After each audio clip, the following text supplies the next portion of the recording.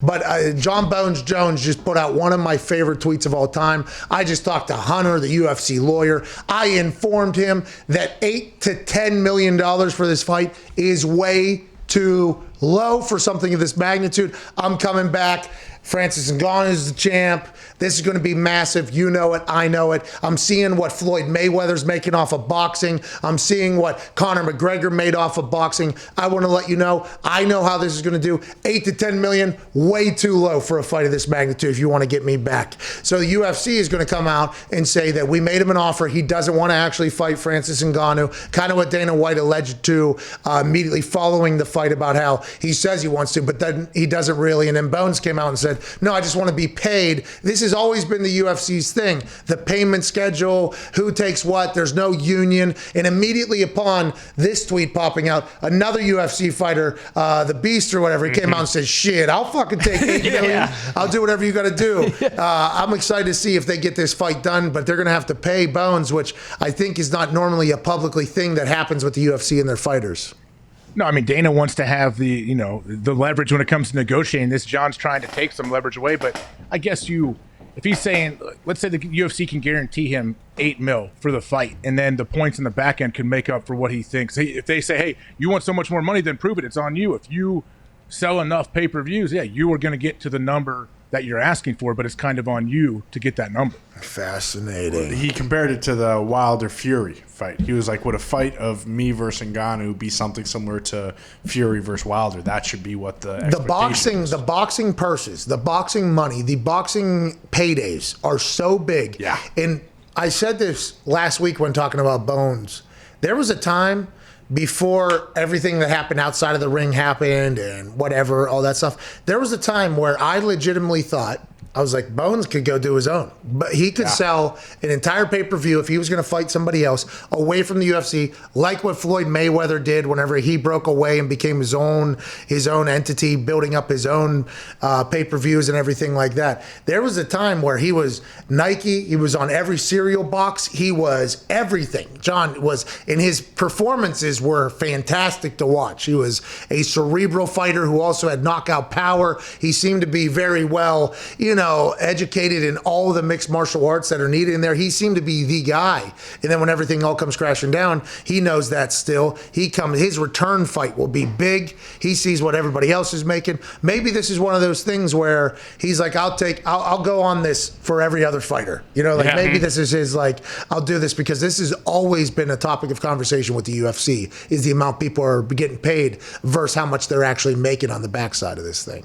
Yeah, the UFC has all the power, and the fighters are trying to get some of that power, but I still feel like I think they make it happen. Okay, if John really wants to fight, it's going to happen. I think they're going to make it work. Whatever creative ways they have to do it, I think they'll figure it out. Somebody told us, though, that Dana does not like whenever things like this are super public. Like if you go and talk to him and say like, hey, I forget who told us that. I forget. Cormier told us? Yeah, I believe he was talking about the Jon Jones situation. Privately, you go talk to him, you'll normally get the deal done. So I think the fact that this has gotten so public with how Dana is as a businessman, there's a chance that he's digging in at this point. Yeah. Now, will businesses and cooler heads prevail behind closed doors?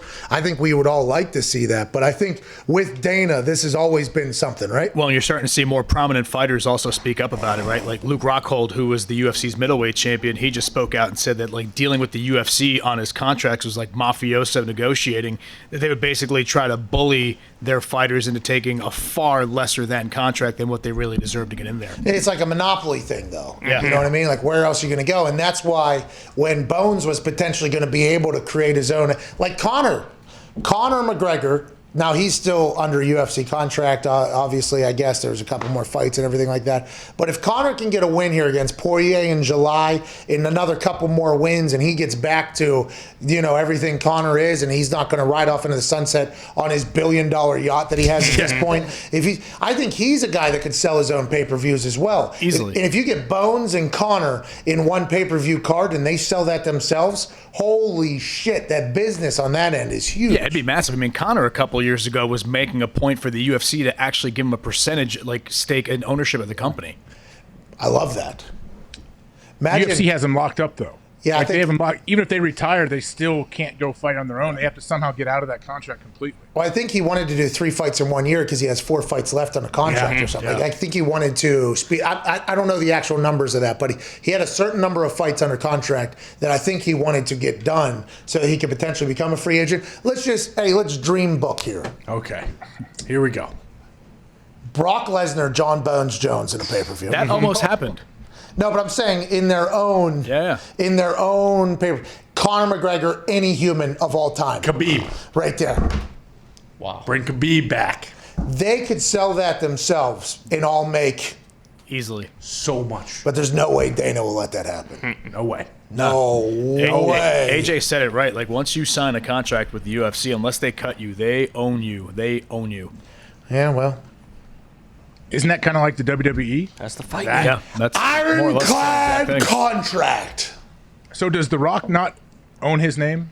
I think he licenses it from WWE. WWE owned it, and probably still does. I believe The Rock licenses it. Yeah, that's why he's been trying to go DJ Dwayne Johnson, trying to get away from it. That's what happened when he first left to break into Hollywood. He was trying to go under Dwayne Johnson, but he wasn't getting that sort of notoriety. So I think he kind of worked out a deal with Vince where, hey, I'll give you this. Let me use The Rock professionally.